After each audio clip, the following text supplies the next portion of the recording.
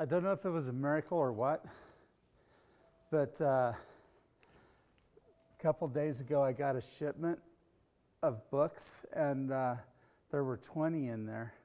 And I was like, I didn't order these. And so I called and checked, and they said, well, look at the postmark. And it was postmarked in August. And they arrived at my house this week.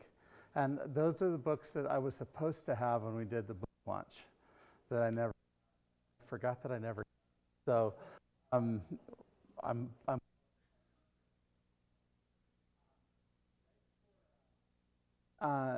thanks for coming today. I'm going to introduce my friend Chip. Chip is the person in the room that none of you know probably. Chip was our Christian Challenge director. The BSU is what it was called back then when I was a student. Mentor, advisor, counselor, teacher, everything. And most of that happened within a period of 4 years. But he's always been there. Chip left the campus here to go do mission work in Suriname with a brief time out in Texas. And I'd go see you guys, and Susie's here now too. I'd go see you guys in Texas every now and again just because I miss him so much. But eventually got to Suriname. And that was back in the days when you communicated by letters. This is how old we are. And I'd get a letter from Chip about, I don't know, every month or every 2 months. And I'd write back a paragraph and he'd send me a letter. They're almost like epistles. In fact, I have a quote from you that, let's see if I can remember it, that just came out of one of your letters. It was after, it was Joel fell and got the cut. And he lived on the equator, and his stuff didn't heal right, and he had a scar. And now that scar turned from worrisome for was he 10 or 12 maybe when that happened? 8 even. Yeah, it's like, oh no, he's got a scar on his face. But by the time he got in college, it was the most rugged, manly-looking thing you ever saw, and it's worked out pretty well for him over time. But I think I wrote some pity to you. Man, I feel really bad about this, and I feel, worried about Susie and how she was having. And you wrote back that it's a blessing to be allowed to walk the purifying coals of God's grace and mercy. Do you even remember writing that? You were feeling very spiritual that day, probably, but I still quote that. Usually I quote it better because I've thought about it for a second before I get up here. But thanks for being here this morning. We're going to be working through the book. Now, Blythe, this is Blythe's Sunday school class. And I do not know who all normally goes to her class, but I think that a lot of them may just be downstairs waiting for Blythe. There's Blythe right there. And I'm not using a microphone to get my voice back there, so you want to be up fairly close. I appreciate Blythe giving me the class. I didn't really ever think about trying to teach this as a class in here. This is a class that I taught at Colorado Christian University for several years, for almost 20 years. And I started writing, if you have a copy of the book, Geraldine, do you have a copy? Karen, will we get college credit for this? You can't, oh, thank you. Oh. I'll give you college credit for it. 3 credits? I'll give you 3. When I taught it, it was a 101 class. And literally, a 100 level class. I think it was like philosophy 112 or something like that. I can't really remember. But I started writing, when Facebook showed up, I started putting posts on Facebook that I would just call Understanding Theism 101. Now, the class I taught was Worldviews. It was just called Worldviews. And it's biblical. We'll use some Bible verses, and not as many today. In fact, today I think I only have one Bible verse that I kind of want to. All I got was the front page. As we look at the more individualized components of all this, we'll start bringing Scripture into it more and more deeply. because it was never really taught as a Bible class. And I told Blythe when she said, you should just do the class. And I was like, it's not a Sunday school class, and it doesn't feel like one, but it could be fun. I hope if you bring your friends later, I kind of hope that it'd be a thing that maybe some folks that don't go to church here might want to be interested in. And most of those already go to church somewhere else, and so that's not what we're looking for. So we're going to try to stream it, but if that doesn't work, we'll just bail on that and make it easier going forward. But let me say a word of prayer and just start us off officially that way, and then we'll kind of jump into what the book has in it. Father God, thank you for this day and for especially for Chip and Susie. Lord, I'm so grateful that they're here. I'm grateful, Father, for Lord, just even the fact that get to fellowship with them, let alone hear from Chip again. And so I'm thankful for that, Father, for each person who's in this room today. I'm grateful as well, and just ask, Father, your blessing upon our time together. I pray that there'll be something helpful in all this and valuable, and that, Lord, this will be something that we can use going forward in our week-to-week existence, Father. Thank you, Father, for your Son, and Lord, for his work in our lives. And I pray for the other classes that are meeting today, and just ask your blessings upon them as well. It's in Christ Jesus' name I pray. Amen. So I'm going to kind of present this as a lecture, but you're welcome to ask questions at any time, especially at the beginning. The history with teaching this class at Colorado Christian, in fact, I was trying to figure out, we have baptized in this church about a dozen people over the years who my first contact with them was in the Worldviews class. And in almost all of their stories, there's some who are still at church here, but in all of their stories, when they came to the class, they were at Colorado Christian University. And you know, CCU is kind of set up so you can, as an adult, grab that degree that you didn't get when you were younger and things like that. But it's Colorado Christian University, and there's two kinds of people that go to school there. The one is the person who goes to school there because it's Colorado Christian University, and the other is the person who goes to school there despite the fact that it's Colorado Christian University, and they're two very separate camps. And a class would start, and this is about the size of the classes I had. They would divide. By the first break, everybody had gotten on, all the Christians were on one side, and all the people that are there anyway are on the other.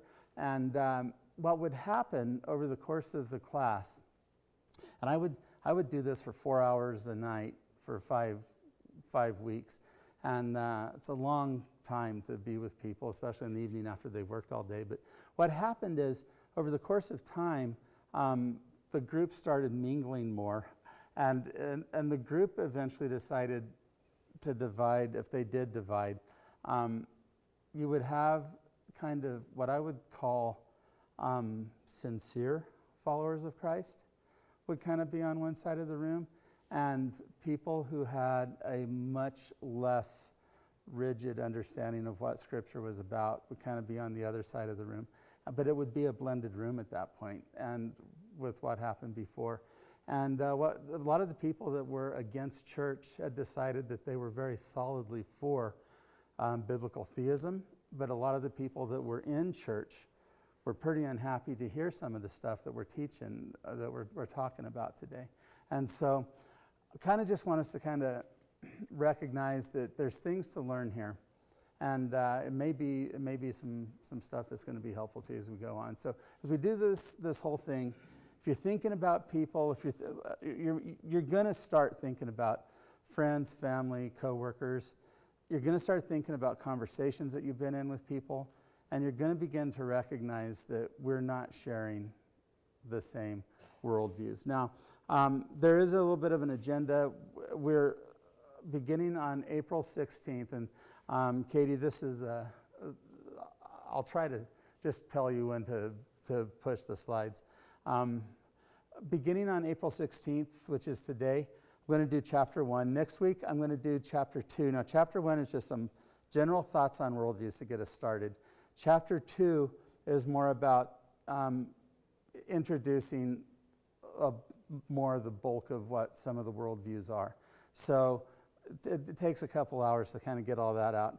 Then we're going to have 12 consecutive weeks where we're going to go through worldview questions one at a time. And I'll kind of introduce those questions today. And we're going to talk in those questions about what typical biblical theism looks like, how that the theists answered these questions, and then we're going to look as well at how other worldviews answer questions. And I'll give you some clues in a minute who we're going to be talking about the most.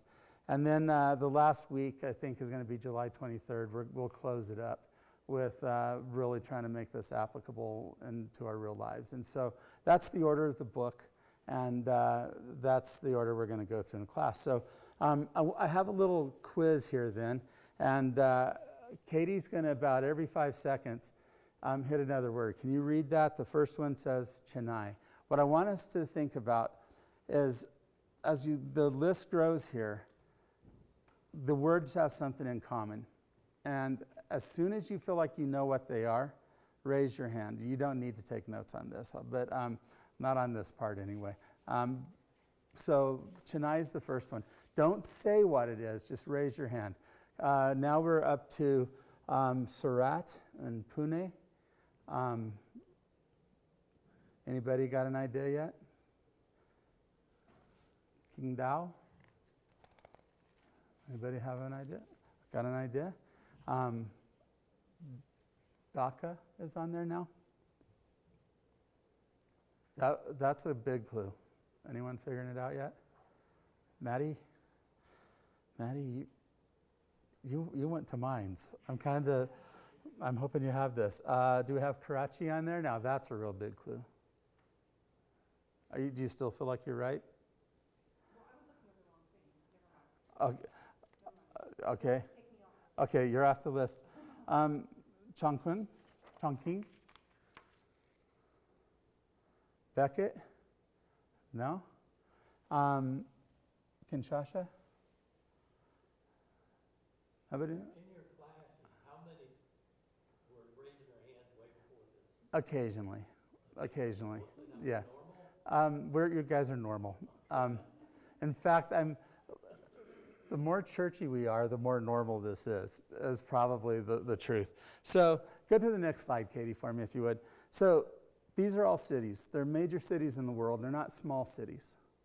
In fact, 4 of the cities are among the top 10 most populated cities in the world. I kind of give you this. All of the cities on here have at least, I think the minimum is 5.4 million. Qingdao, I think, is the smallest. Karachi, actually, it's Dhaka, is like the 4th largest city in the world.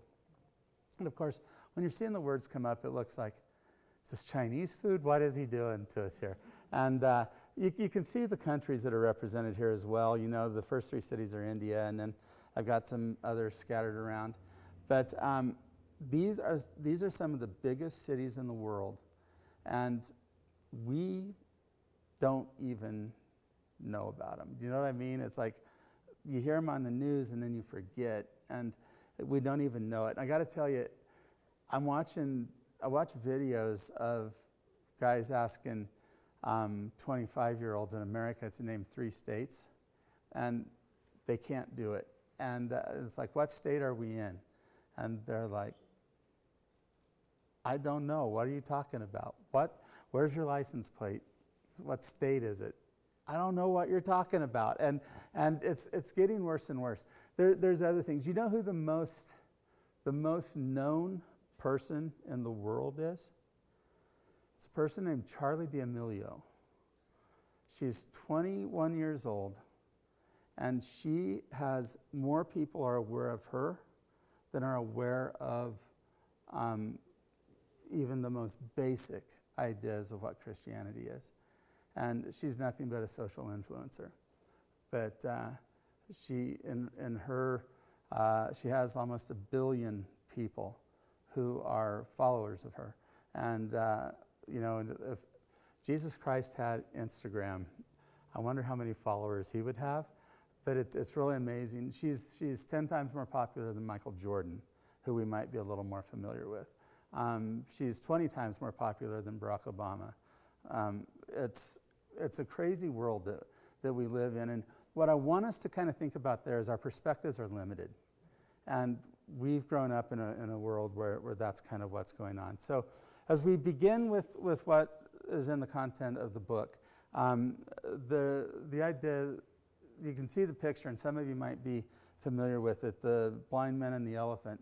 And each blind man, as he sets out to describe what an elephant is, gets to experience the elephant and see what he can do. And some people are like, is a giant wall, and another person has a hold of its ear, and it's like a fan, and another person has the trunk, and he's like a snake, and it's all because of limited perspective. And you remember those stories from the past, and this limited perspective thing, that story really sets this up for us. And what I want us to do is maybe recognize that we think we have a big picture view of the elephant.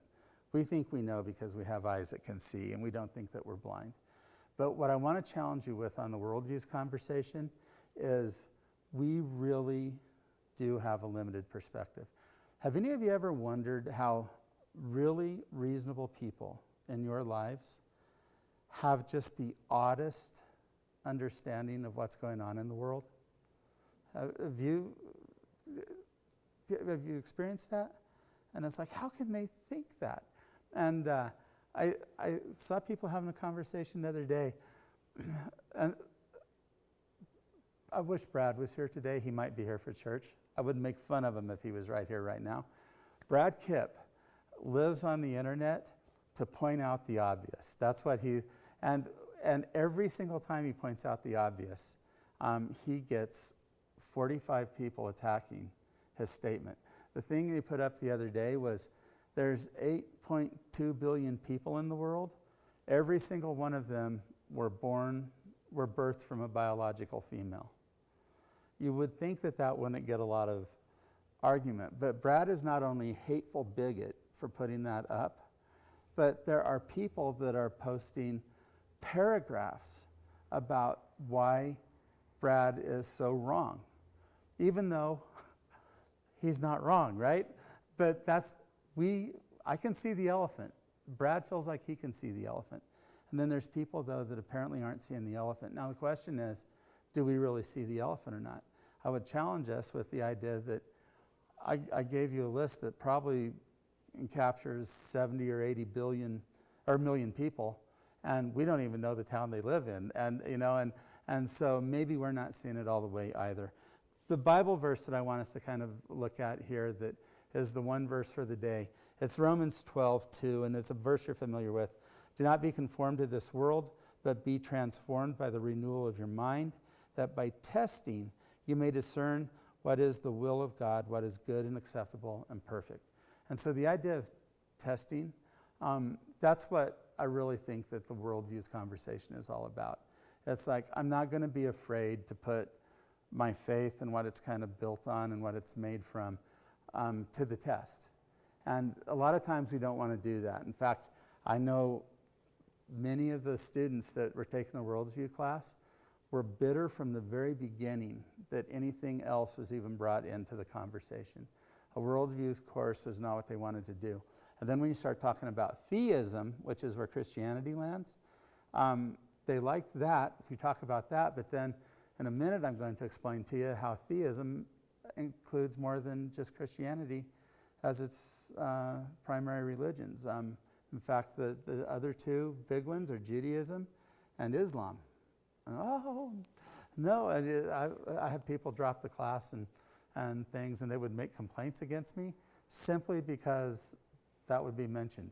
And well, it's in the syllabus, so he's not really in trouble for teaching it. And it's just a big idea for a lot of us to say, I want to put what I believe to the test. And so a lot of what the book is about, I was always writing these posts to just kind of say,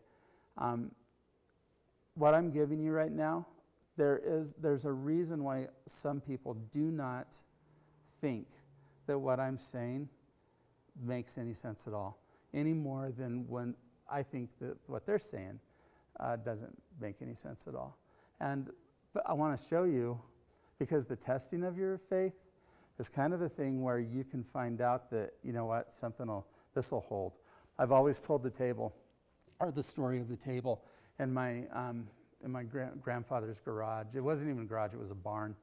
And the pickup that was my dad's, that some of you are familiar with, just had some pictures of it the other day, and it's been remodeled and everything. But the first time my dad ever went to look at that pickup was in about 1971.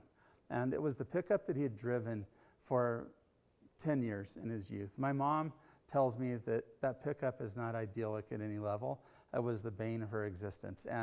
But Dad went to work one day, and he got a quarter mile down the road, and then he walked back to our house and said he got to call the fire department. And we looked out down the road, and the car was totally in flames. And so he had to have a vehicle, and he decided, I'm going to go get that pickup. And we went to the barn to look at it, and the rubber was old, and it just was going to take more, and we ended up not getting the truck.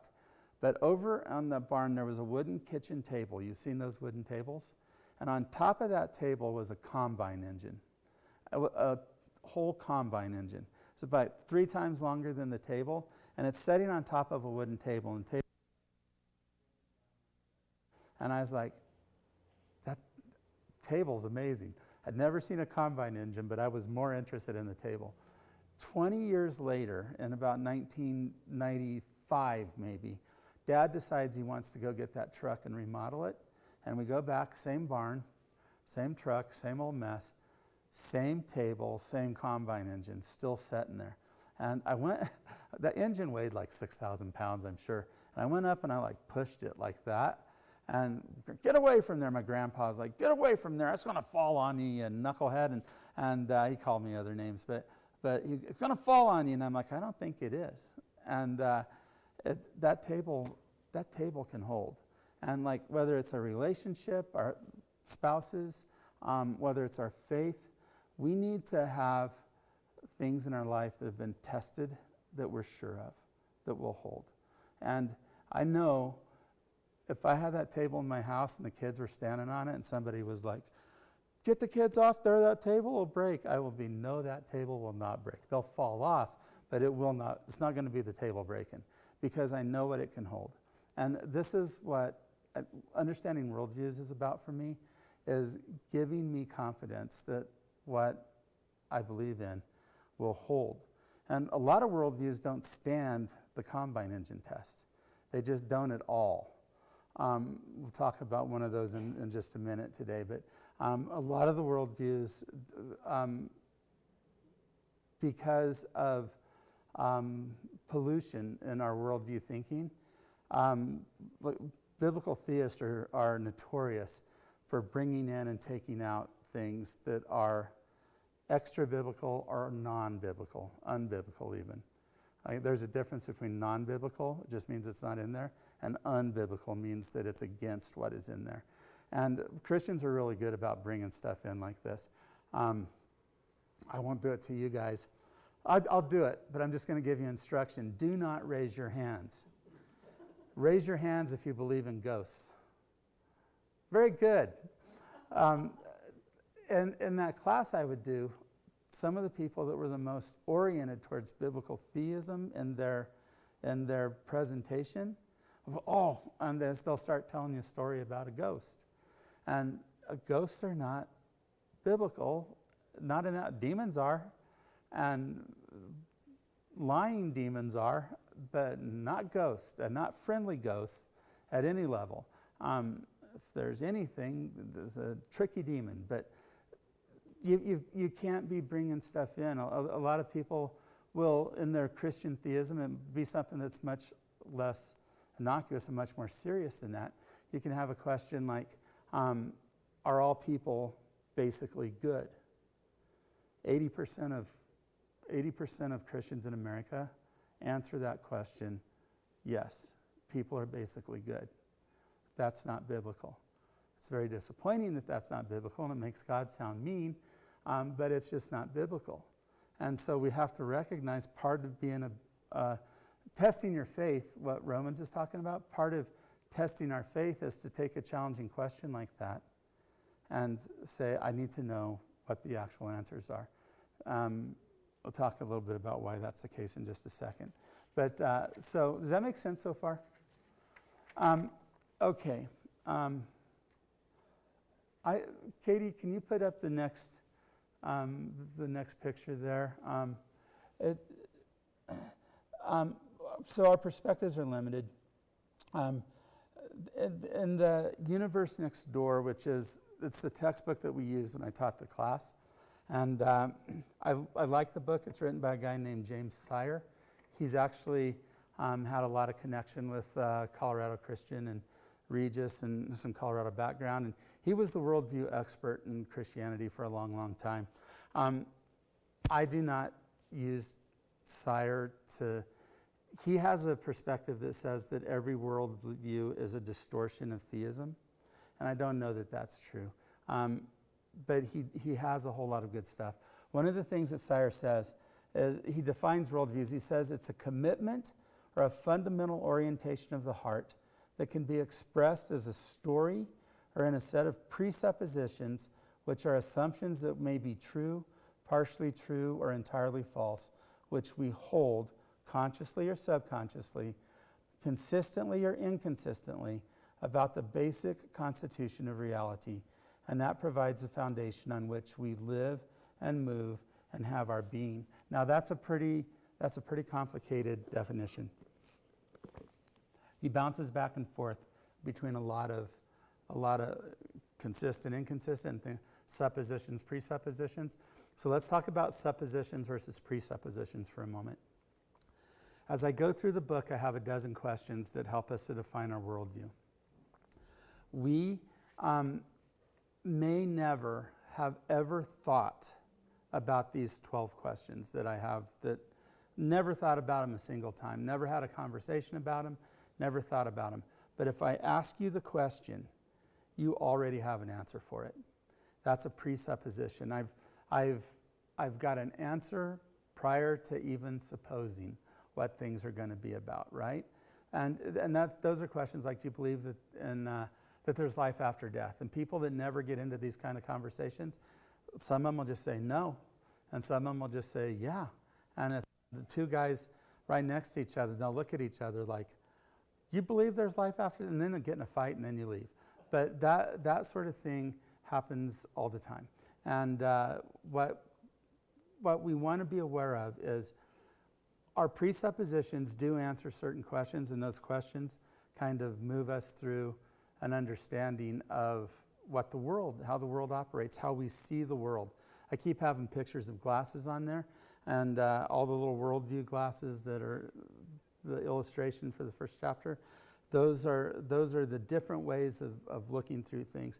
You guys ever remember, did you see the movie National Treasure, when he got Ben Franklin's glasses? And you had to, every time you flick a different lens down there, it's the same thing as when you go to the eye doctor. Every single time they're like, this one or this one? And you're going, eternal life? Nothing. This one. And it's zeroing you in on a worldview. And so the consistent or inconsistent has to do with, are you doing this well? Have you thought through it? Are you testing it? Does it integrate among its parts? What happens with this? But all this is how you see the world. And when you remember the cities we talked about? Less than a half of 1% of all the inhabitants in the cities that I had listed at the beginning of this have a theistic worldview. These are cities. There may be higher percentages of Islam happening in some of these cities now than were happening before, but mostly the worldviews there were different than theism. Those people don't think about the world at all like you do. And so, Katie, the next slide kind of gives us, and I'm sorry, all I could do was take a picture of this in a book, and I hope you can read it, but Can you see that top thing says ultimate reality? That's where the very first question is. And the questions are hierarchical in nature. So when you look at, the first question is chapter 3 in the book. The second question is chapter 4. Each time you deal with one of those questions, it's going to send people down a different outcome. And about 5 or 6 questions in, you start to settle in and then solidify where you actually are. And so the first question is ultimate reality. Is ultimate reality knowable or unknowable? And this is the biblical thing is our ultimate reality from the beginning has been God says, I am. That's how he names himself. That's what he calls himself. And that's who he is. And when he says, I am, he's putting everything in the present moment, and he's saying that you can know me, that you're there. And then Descartes shows up, and Descartes, you know anything about him sitting in a room with boiling cauldrons of experiments and things like that. And Descartes, though, he was a guard in the Prussian army, and he's just setting up all night, night after night, looking at the fire instead of at the area behind him. And he can't figure out, how does he even know he really exists? And he goes, I think, therefore I am. That's what he goes, since I think, I must exist, because at least something's thinking here. And he goes, so I think, therefore I am. That's his big statement. But what he did there was change the course of the world. Because at the beginning it was, God said I am, and everything about reality, we just knew from God said it, that makes it true. Now Descartes changes it to, I think, therefore I am. Not God is I am, but I am. And I'll decide whether or not God is true.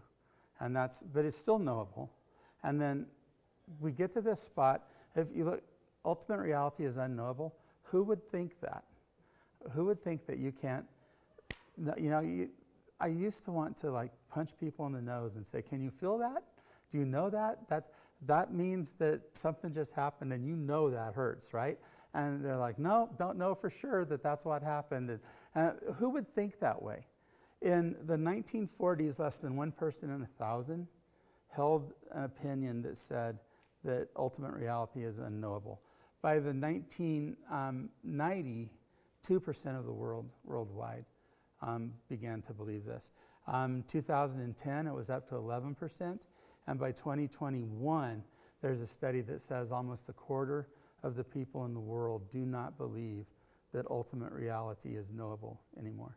And this is because the world changed in the 90s.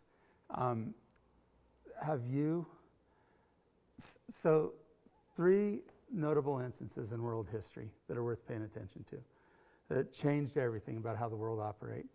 The rise of the Phoenician alphabet, 5,000 years ago, I don't even know exactly, long time ago. Before that, nothing, languages, you couldn't figure anything out.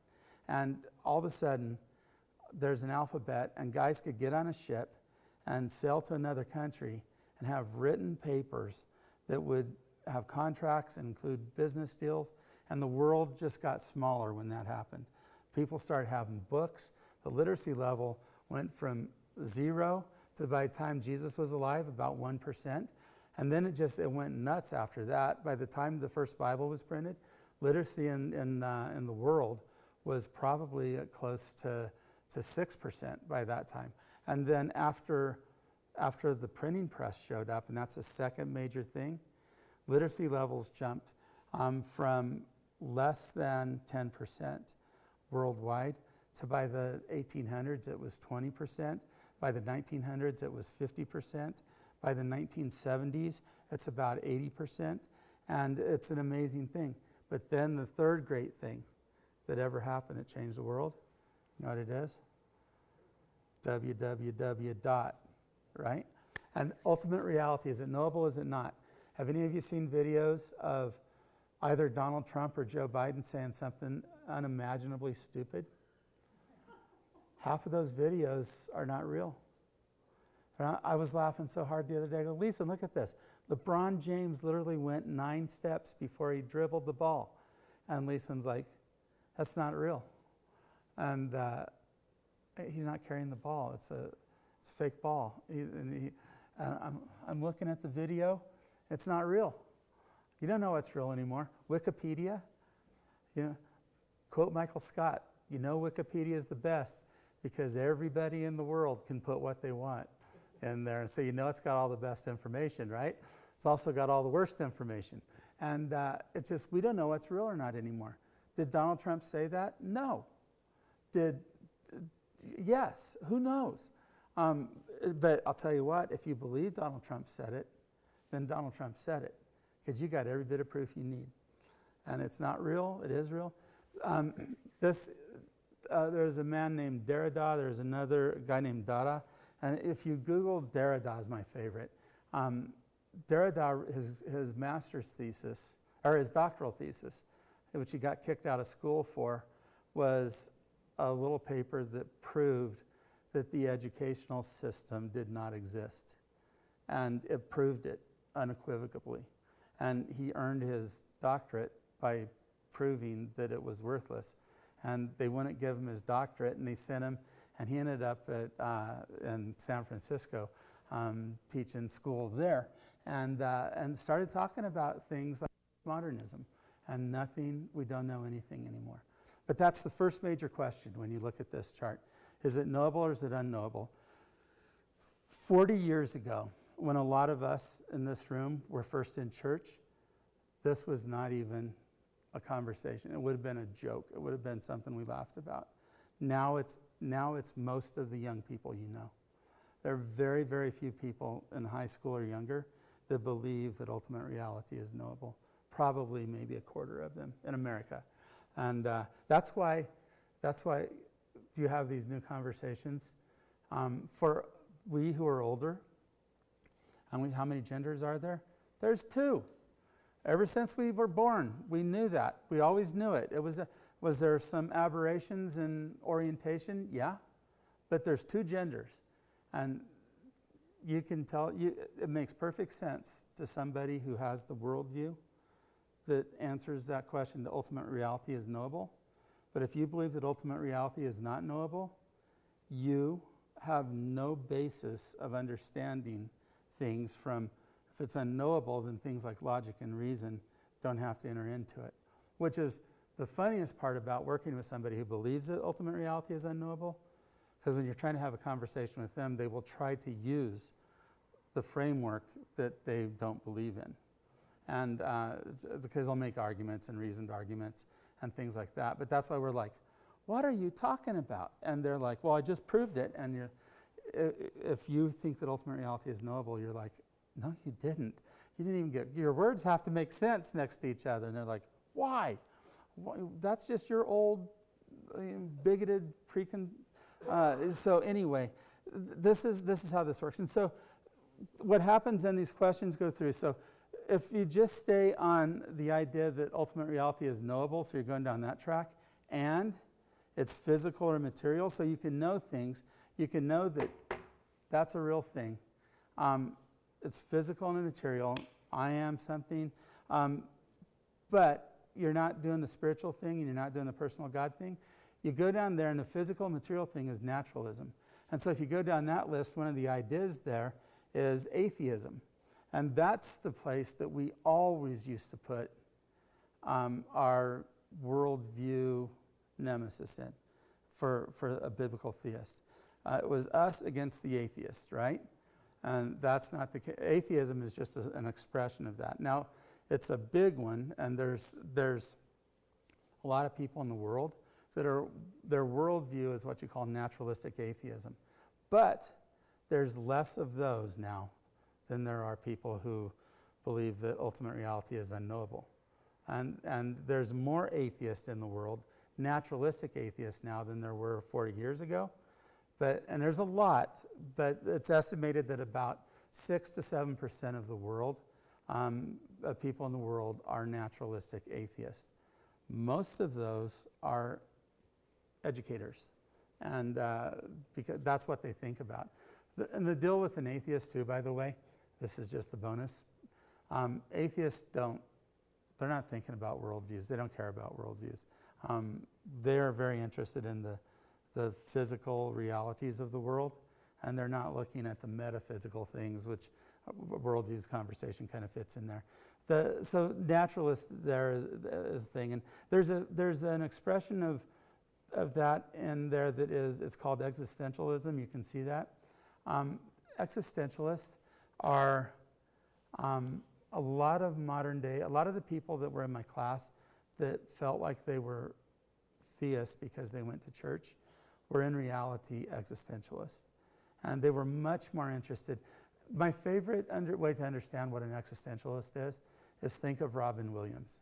In every movie he was ever in that was at least one step up from just being silly, everything he ever did, and it really speaks to us.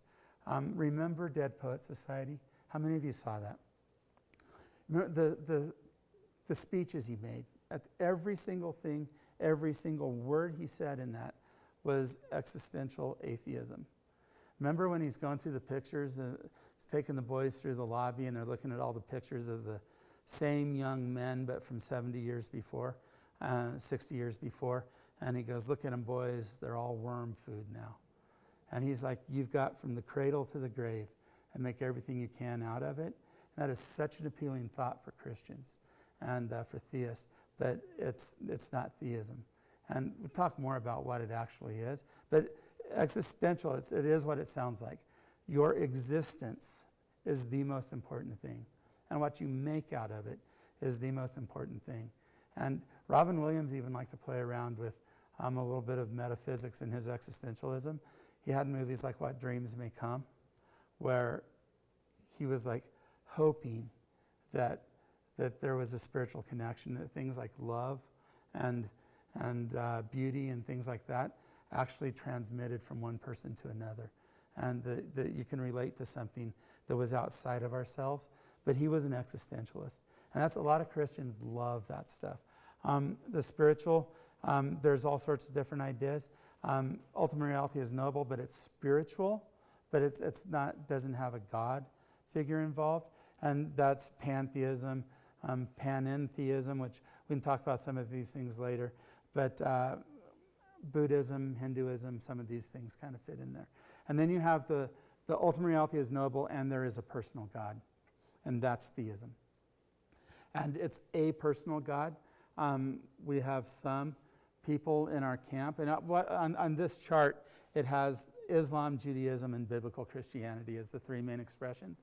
But there's others. There's things like Ekankar. There's things like Sikhism fits in this. But those guys don't really fight with anybody. They just invite you in. And there must have Baha'i fits in there. A lot of things that we would call cults, they're theistic as well. Jehovah's Witness, Mormonism, things like that, not Christianity or Catholicism obviously kind of fits in there. It divides. But now we're talking about religions, and that's a different thing than worldviews. Worldviews includes the whole crowd. So that diagram, and I'll make sure next week that I have some copies of that for everybody, but that diagram runs things for us. So moving on, when you look at the book, one of the first things I try to mention is that we do not live in a tribal reality anymore. 40 years ago, it was very odd to find people that didn't share my worldview. All your neighbors had the same worldview. Everybody did. You would occasionally meet somebody from a different country, but usually those folks assimilated into what we were about. You would try to invite people to church. Remember, everybody always talks about when you go share your faith with people, you want people to know that they're a sinner. And 40 years ago, everybody would be like, I know I am. Look at all the beer, it's terrible. Quit calling me, you're a sinner too. But they wouldn't fight with the fact that they had gone against the law of the universe, which we understood to be rules of God. And nowadays, you go and you tell people you're a sinner, and they're like, not at all. And in fact, they're like, you're the sinner because you're denying your real self. And you're the one, if anyone in here is wrong and evil, it's you. Have you guys noticed how the tables have turned? You go try to tell anybody they're a sinner these days, and they will tell you that you are evil. You are evil, and you need to be canceled, and you need to be disassociated with, and you need to be moved out of our circle of friends because you are judgmental. And there's no bigger sin in the world than being judgmental. And there's no bigger reality of what biblical theism is than to recognize that the Bible is what we base our rules on, and that we think the bridge is out, and so we got to share it with everybody. And it's a really rough reality. But we don't live in a tribal reality anymore where we weren't threatened by any of this stuff. And all you had to do was, go to war and get in a fight against somebody and kill them. And when they were done, you wouldn't be threatened anymore. And everybody in the world, though, is thinking that way. But I got to tell you, it's really hard to throw a good war these days. I have about 70 or 80 people on my Facebook list of friends who live in Russia. I have about 30 who live in the Ukraine. And I must have 200 or 300 who live in Belarus. And Belarus is in the middle of all that. And we're all on the same side. And it's how do you have a war when you know those people over there? People are moving around the world. We travel. We can be. If any of you absolutely needed to be in Belarus tomorrow, you could be there tomorrow. Figure out a way to get there. And it's just an amazing thing. I actually have more in common, and I mention this in the book, I have more in common with the people and the Christians in Kenya than I do with my next door neighbor at a worldview level. And I don't have hardly anything in common with them at a way to do church level, because they do church really weird. They sing for 9 hours. All they ever talk about is glory land and heaven. And their pastor is better than your pastor because my pastor has a bigger car. And so it means his preaching is better than your pastor's preaching. And I hardly get that. But everything else about the way we see the world, I relate to them much more than I do my neighbor next door. My neighbor next door is one of those people who has an unknowable reality. And so we don't live in that world anymore. So we should strive for some sense of coherent teaching. And as I kind of move through the book, theism is a belief that there's one God who created and sustains everything. And this is, next slide, thanks, Amy, or Katie. Theism is the belief that there's one God. Now, there's a couple of other words that come into there. We'll talk about deism, which a lot of people go, America is not founded on Christian principles. At the best, it's theistic. And that's probably true. Thomas Jefferson was indeed a deist. It's possible that some of the guys that came later were. Washington wasn't. Washington was a theist. But anyway, deism is kind of the belief that there was a God, he kicked things into motion, and then he left. There's two really surprising people that fit into this category as far as their understanding of their theories of everything. Einstein and Stephen Hawking. They both look at the Big Bang thing, and they both say there has to be a first cause. But they think it was God, and then God started something and kicked it off. Of Einstein, when he got to go to the Hubble telescope, when it was first invented and everything, and he's looking through I think it was the Hubble, maybe it was a different one, but he's looking through the telescope, and Einstein's theory of relativity didn't work. He knew it couldn't be right, and when he looked through the telescope, he understood he was right. His theory of relativity worked. But the picture, he's looking through there and he's amazed. And then the next picture, he's looking down and this. And you can just see in his eyes all this thinking. And he talks about what was going through his head right then. Because I realized at the moment I looked through that telescope that not only was my theory of relativity correct, but it meant the thing I was afraid of the most, that God started everything. And he goes, one of the problems is that the universe is expanding. He goes, you look at that expanding universe from Earth, and everything's expanding away from us. It's like this is the center of it. And he goes, that was odd. And of all the chances, And so they're kind of there, but they didn't live any type of theistic life. But deism is sort of that. Deism is God started things off and checked out. Nietzsche is my favorite one of these guys. Nietzsche talked about this. Nietzsche also kind of fits as a nihilist, which we'll talk about later. The way he wrote was as a deist. The way he lived his life was as a nihilist. But and the way people that follow him live are nihilist. Hitler took Nietzsche's deism and turned it into nihilism. And so that's kind of interesting. The other one is monotheism, which means one God. And people use the word monotheism really just to distinguish it from polytheism, which is over in the other side of the list with spiritual things, with gods of rain and gods of, food seasonings and God of everything like that. Monotheist, theist, deist are all really the same thing. They all fit in the theistic camp. And so I went on there to mention that we have biases, and I think that that's important for us to recognize. When we need to recognize, first off, that I have biases. And in the book, I make a big deal about I am an American conservative, Christian, Southern Baptist, a little bit heretical. There's all these things that you can kind of put into my age range. Everything means that I have biases. Everybody has biases, and I would say especially preachers and scientists. And any scientist that doesn't have a bias is lying, because the real scientists know that they have to construct things to account for their biases. It's a big part of what science is. And so any scientist should be able to admit they have biases. You talk to the people at Fox or CNN, they will tell you that they're unbiased. Anybody can look and see that those are two polar opposites on all the same questions.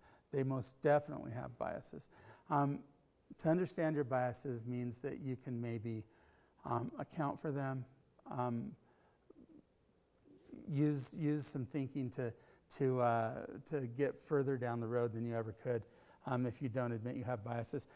I think it's really important for us to understand.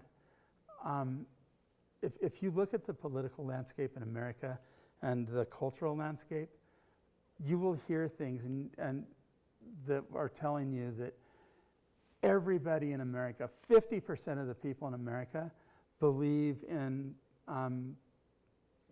more than two genders, for instance, that there's more than two basic genders. And it's what it is. And to fight that is ridiculous, and it's not that at all. Even the people who believe that ultimate reality is unknowable, most of them aren't fighting that battle.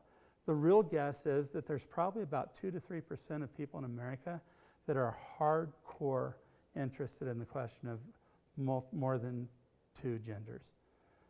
And there's really probably not much more than that on the reality side that says that there are only two genders.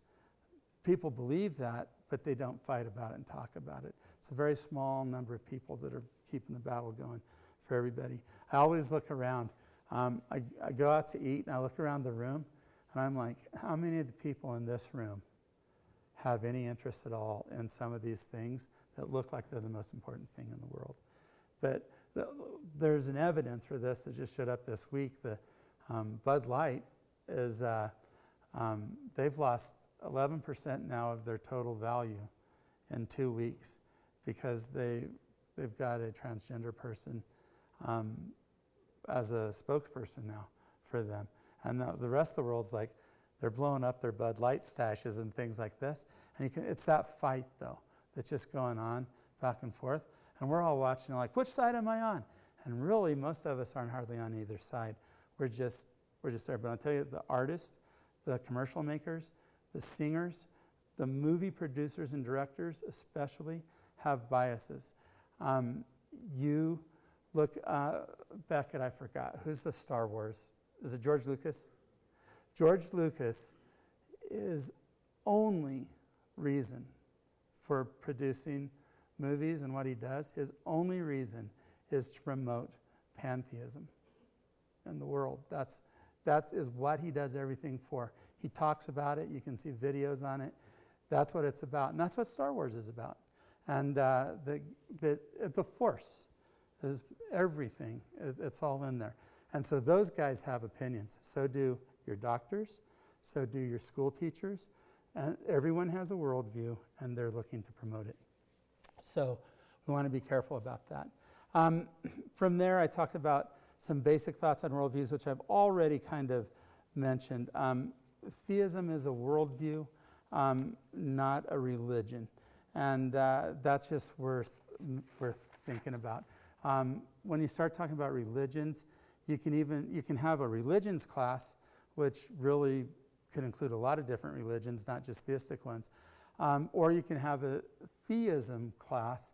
You can even have a class on Christianity and start talking about Christianity versus Catholicism. You can start talking high church and low church. You can get all the denominations that go into all those things. There's approximately, I've seen studies that say 40 to 80.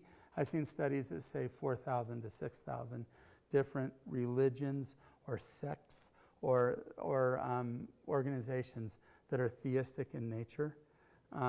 Christianity is a part of it, and it breaks down into so many different things that it's almost hard to talk about. But this is a worldviews class, so it's going to be the bigger thing. We're going to be kind of thinking about everybody in the world, not just what we are. But we are. The book does focus on what biblical theism is about and kind of compares everything else going forward. So what we need to do here, just as we're kind of wrapping up, and if you don't have a book yet, I'll make sure you have one before we leave. But we need to know that we all have a worldview. So when we're there, what does it mean that we all have a worldview? What I've just talked about, my worldview and your worldview may be different. One of the most unfortunate is a highly judgmental word for me to use, but I'm going to use it in here. One of the toughest things that Christian parents are dealing with today is that by the time their children are 12 years old, they are no longer theistic in their thinking. And they're influenced more by their peers than they are by the parents. They're influenced by life events, all sorts of stuff like that happening. And we just need to know that everyone has a worldview. And I kind of hope that the book helps us just to talk with each other. We also need to know that there's a way that we discover our worldview. And in the book, I have the questions that the book breaks down into. And those questions are, they begin on page 9. It's just questions like, is reality knowable or unknowable? That was the first question on the chart. Do you believe in a God or gods? And if the answer to that is no, then you're going to go down to the physical level on that one chart. If you believe in a God or gods, it's yes. If it's gods, then you're into the spiritual side. If it's God, then you're into the theistic response there. Do you believe in the supernatural? A lot of atheists and they don't. They don't believe in that. One of the reasons that we're theists is because one of our presuppositions is I believe that there's something out there that's beyond me, and a lot of people believe that. I don't know a lot of real naturalistic atheists that believe in ghosts, but I know a lot of people that do. And, I say, you can shut them down right away. Or you can say, hey, that's at least a side. And maybe I can start to use this because if you believe in the supernatural, maybe I can help you reframe what you're thinking there. So those questions are what we're going to be looking at as we go through the next week. I also want us to think about how do we evaluate our worldviews, and there are tests to use. I'm going to be talking about that, but we want to make sure that our worldviews have a comprehensive ability to explain the nature of the world. A lot of worldviews, the reason people get confused and have a difficult time, if you're a biblical theist and you think all people are good, you're going to have a real difficult time making sense of politicians, right? You're going to have a real difficult time making sense of your 4-year-old. You're going to have an easier time making sense of it when you realize that God told you what the story was here. And now I at least know that they're not good, not even the little ones. They got naughtiness in them from the very start. I always told you about the first time Lisa never rolled. He rolled straight to an electrical outlet. And we put him back in the middle of the floor, straight back to it. And we're like, no. Middle of the floor, boom, boom, boom, electrical outlet, sticking his fingers in it. No. And so finally I had to hit his hand with a hammer. And I didn't. But I was just like, that little devil. He's got the devil in him. He knows we don't want him to do it, and he's doing it anyway. He's naughty. They're adorable looking. That's why we don't hit them with hammers. But they have the propensity for evil in them. So can it be lived out is going to be the big deal. What's the connection between worldviews and my soul? We'll be talking about that as we go through the class. How my soul relates to how I understand the world. Our soul health is an important thing, and we just need to kind of watch out for that. So that's what I have for today. I just talked. You guys listened. I really appreciate how graciously you listened. But and I know people are starting to show up. But do we have any questions?